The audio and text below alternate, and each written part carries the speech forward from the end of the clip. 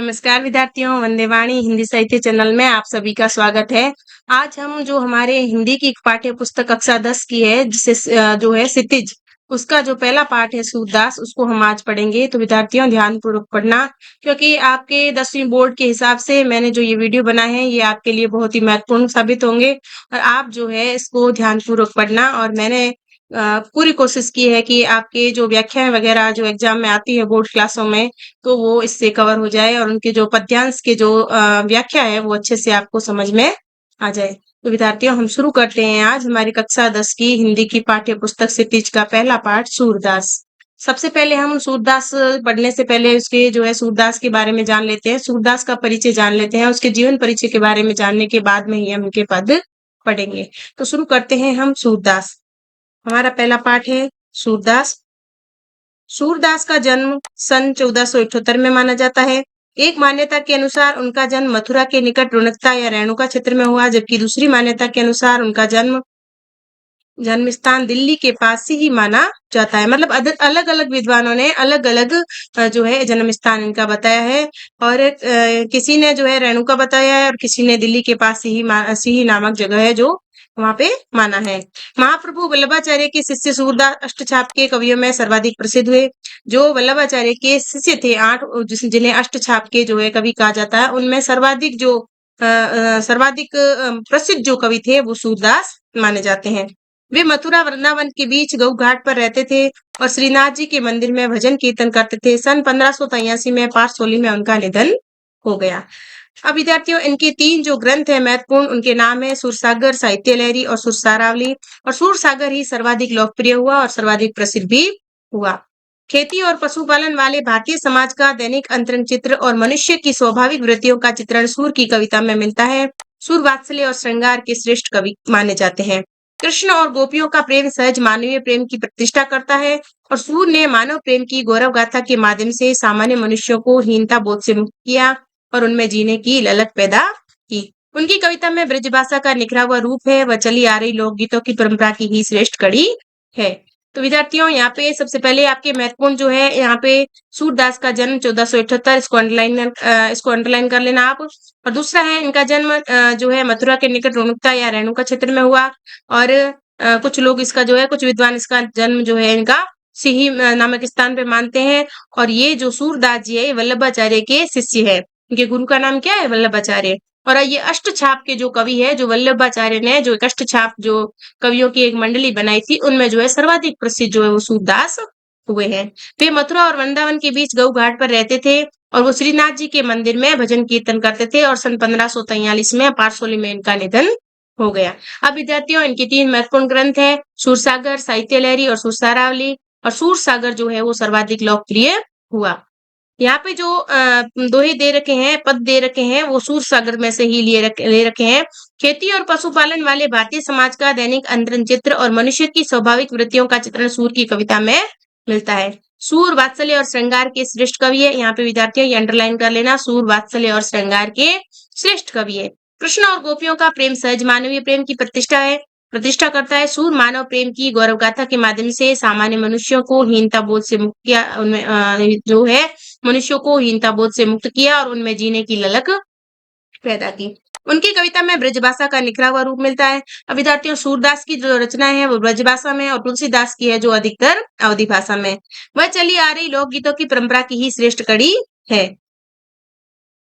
यहाँ सूरसागर की भ्रमर गीत से 4 पद लिए गए हैं। श्री कृष्ण ने मथुरा जाने के बाद स्वयं न लौटकर उद्धव के जरिए गोपियों के पास संदेश भेजा था। उद्धव ने निर्गुण ब्रह्मा एवं योग का उपदेश देकर गोपियों की विरह वेदना को शांत करने का प्रयास किया। गोपियां ज्ञान मार्ग की बजाय प्रेम मार्ग को ज्यादा पसंद करती थी। इस कारण उन्हें उद्धव का शुष्क संदेश पसंद नहीं आया। तभी वह घोरा आ गया। यहीं से भ्रमर गीत का प्रारंभ होता है। मैंने आपको पहले ही बताया था यहाँ पे जो सूरसागर के जो भ्रमर गीत के जो पद दे रखे हैं 4, वो सूरसागर से लिए गए हैं। और यहाँ पे क्या होता है विद्यार्थियों, जब भगवान श्री कृष्ण मथुरा जाते हैं तब वो वहां के राजा हो जाते हैं और वो स्वयं जो है वापस नहीं आकर अपने मित्र उद्धव को गोपियों को जो है योग का संदेश देने के लिए भेजते हैं, योग का पाठ पढ़ाने के लिए भेजते हैं। लेकिन गोपियां जो है वो श्री कृष्ण के प्रेम में इतनी अनुरक्त होती है कि उन्हें जो है योग का संदेश कड़वी ककड़ी के समान लगता है। उन्हें योग का संदेश समझ में नहीं आता है। इसके बारे में ही यहाँ पे जो है पद दे रखे हैं। फिर यहाँ पे जो है यहीं से भ्रमर गीत का प्रारंभ होता है। गोपियों ने भ्रमर के बहाने उद्धव पर व्यंग्य बाण छोड़े।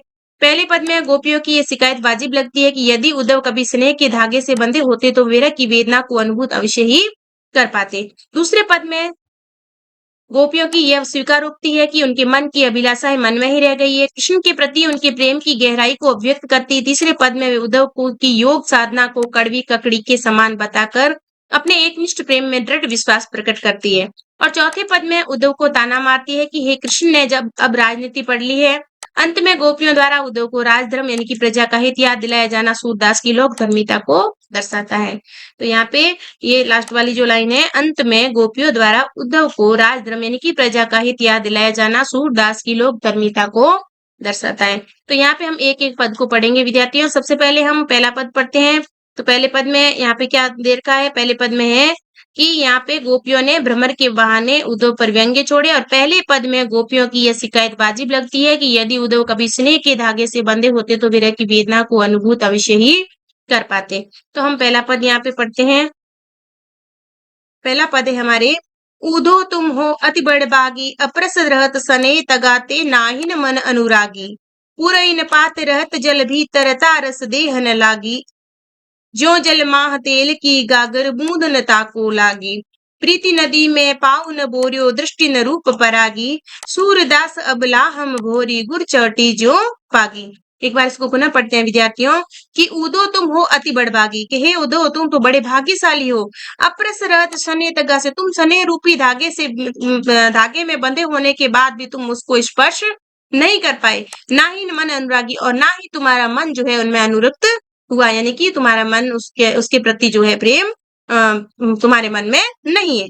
पुरई निपात रहत जल भीतर, जिस प्रकार पुरई निपात यानी कि कमल का जो पत्ता है वो जो है कमल की नाल जल के भीतर रहती है, फिर भी जो है कमल के जो पत्ते को वो जल बिल्कुल भी नहीं छू पाता, उसी प्रकार क्या है कि तारस देह न लागी, उसी प्रकार तुम्हारे जो है शरीर पर जो है प्रेम के जो एक भी बूंद जो है नहीं लगी। जिस प्रकार पुरन का पत्ता यानी कि कमल के पत्ते पे जल का एक भी छींटा नहीं लगता है, वैसे ही तुम जो है जो प्रेम का सागर है भगवान श्री कृष्ण, उनके पास में रहते हुए भी तुम पर एक भी छींटा रस का नहीं लगा। ज्यों जल माह तेल की गागर बूंदन ताको लागी, प्रीति नदी में पावन बोर्यो दृष्टि न रूप परागी।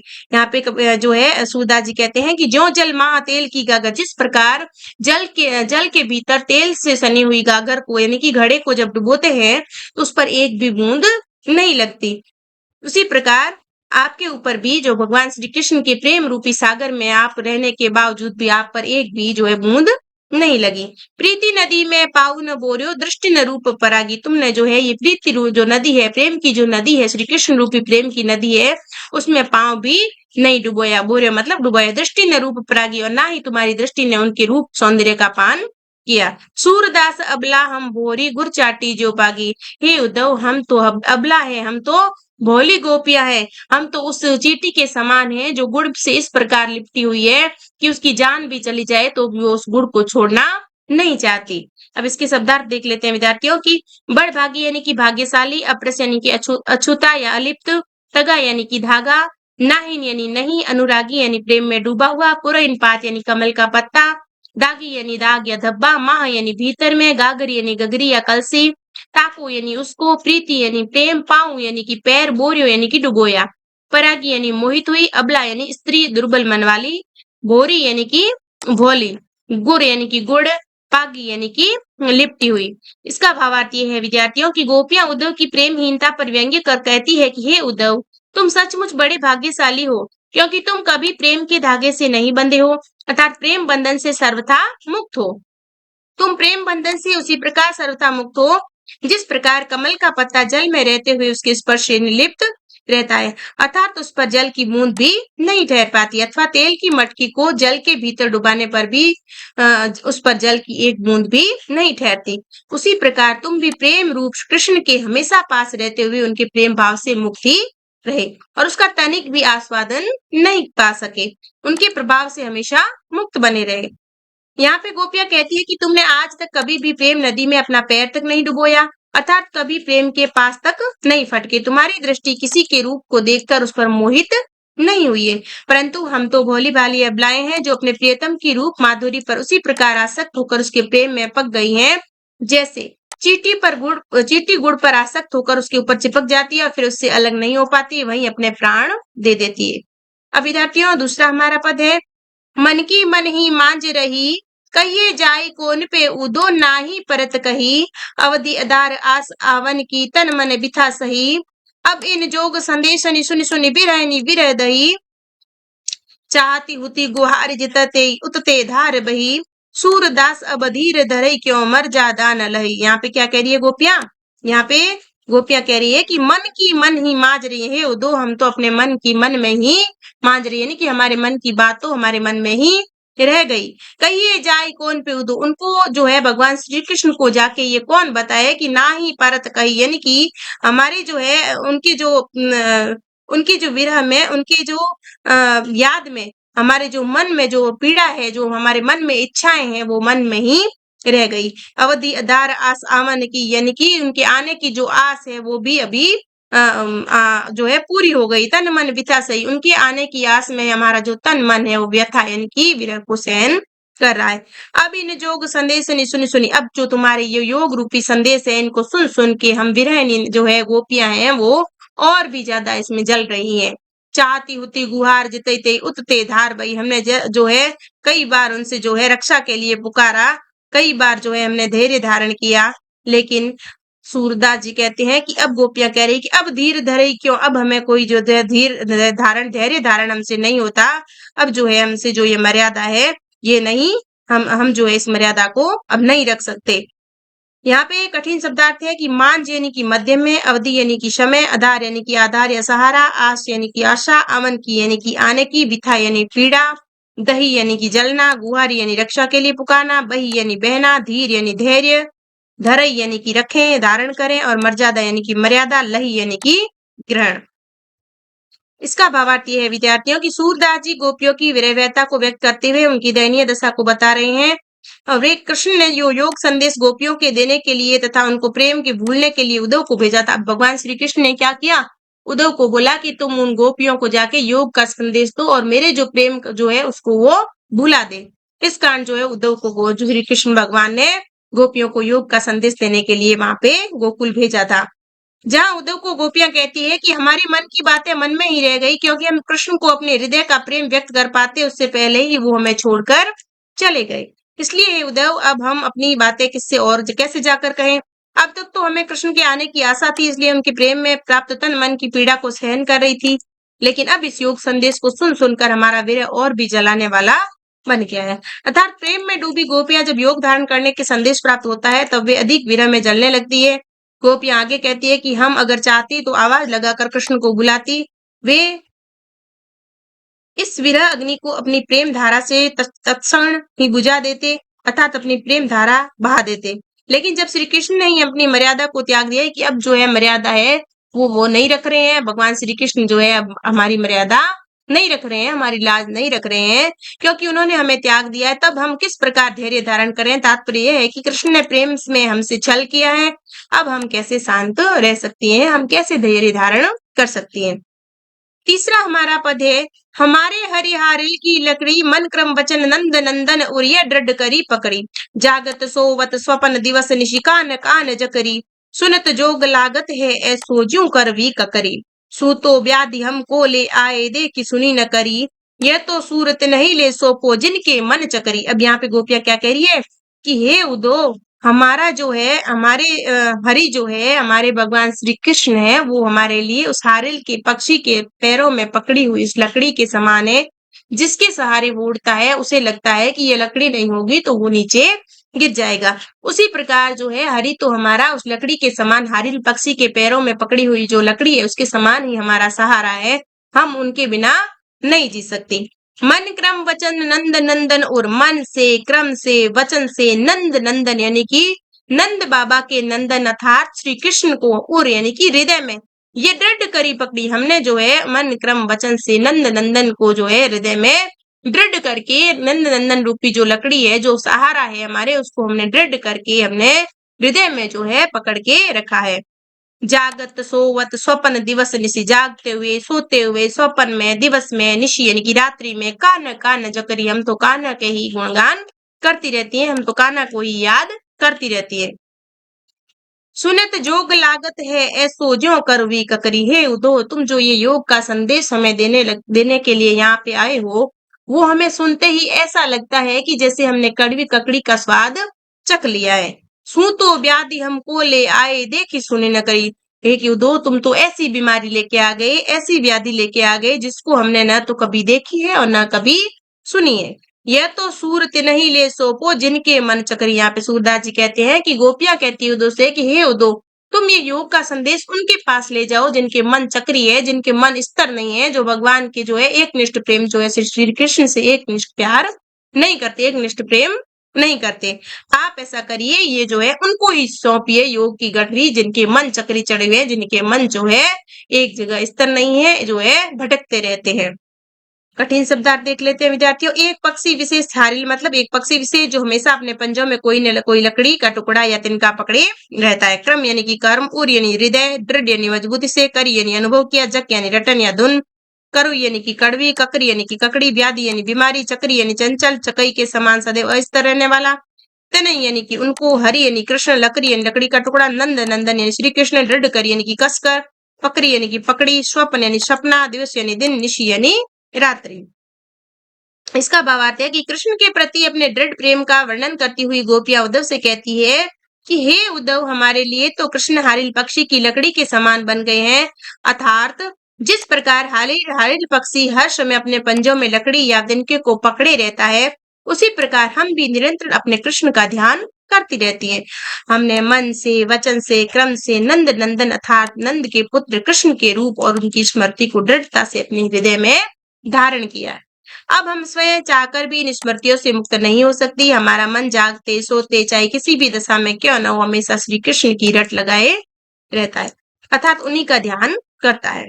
गोपियां कहती है कि हे ब्रह्मर, तुम्हारी ये योग की सा बातें सुनने में ऐसी लगती है मानो हमने कड़वी ककड़ी खा ली हो, अर्थात तुम्हारी योग की बातें हमें नितांत अरुचिकर लगती है। तुम तो हमारे लिए योग के रूप में ऐसी मुसीबत ले आए जिनको हमने न कभी देखा है और न कभी अनुभव किया है, न कभी सुना है।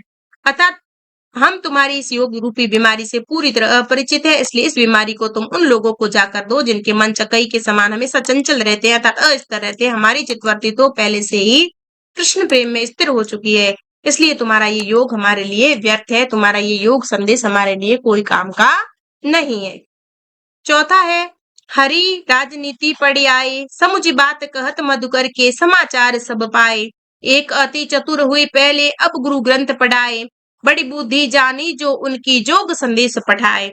ऊधो भले लोग आगे के, पर हित डोलत धाये। अब अपने मन फेर पाइए, चलत जुहूते चुराए। ते क्यों अनीति करे आप जे तो अनीति छुड़ाए। राज धर्म तो यह सूर जो प्रजा न जाए सताए। एक बार इसको पुनः पढ़ते हैं विद्यार्थियों कि हरि है राजनीति पढ़ आए, समुझ बात कहत मधुकर के, समाचार सब पाए। एक अति चतुर हुए पहले अब गुरु ग्रंथ पढ़ाए, बड़ी बुद्धि जानी जो उनकी जोग संदेश पठाए। ऊधो भले लोग आगे के, पर हित डोलत धाये। अब अपने मन फेर पाइए, चलत जुहूते चुराए। ते क्यों अनीति करे आपन जे और अनीति छुड़ाए।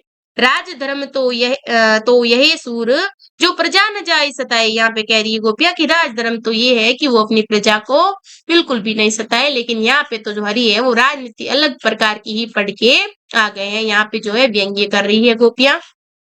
इसके शब्दार्थ देख लेते हैं। पढ़ी आए यानी कि सीख आए, मधुकर यानी भ्रमर या उद्धव, पठाए यानी कि भेजे, आगे यानी कि पहले के, दौलत धाय यानी कि दौड़ते फिरना, फेर पाई यानी फिर से पालेंगे, आपुन यानी स्वयं, होते यानी थे, ग्रंथ यानी पुस्तक या राजनीति शास्त्र पर, हित यानी कि परोपकार, होते यानी चुराए चुरा लिए, अनिति यानी अन्याय, जे यानी जिन्होंने, छुड़ाए यानी बचाए, जाई सताए यानी कि सताए। यहाँ पे भावार्थ है विद्यार्थियों की गोपियां कृष्ण द्वारा भेजे गए योग संदेश को सुनकर कहती है कि हे उद्धव, एक तो कृष्ण पहले से ही चतुर थे, अब गुरु से राजनीति शास्त्र पढ़ भी लिया है, उनकी बुद्धि कितनी विशाल है। इसका अनुमान तो इसी बात से मिल गया कि वे युवतियों के लिए योग साधना करने का संदेश भिजवा रहे हैं। कि यहाँ पे गोपियां व्यंग्य कर रही है कि एक तो चतुर पहले से ही थे, ऊपर से राजनीति और पढ़ ली है, इसलिए वो ज्यादा चतुर हो गए, इसलिए ही तो उद्धव को हमारे पास योग संदेश लेके भेजा है।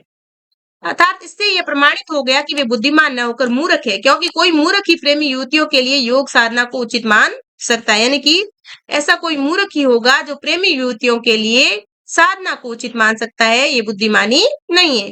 गोपी कहती है कि हे सखी, पुराने जमाने में सज्जन पुरुष दूसरों की भलाई करने के लिए इधर उधर दौड़ते रहते थे, फिरते थे। यह आज के सज्जन पुरुष उद्धव जी है, जो दूसरों को दुख देने और सताने के लिए यहाँ तक दौड़े चले आए हैं।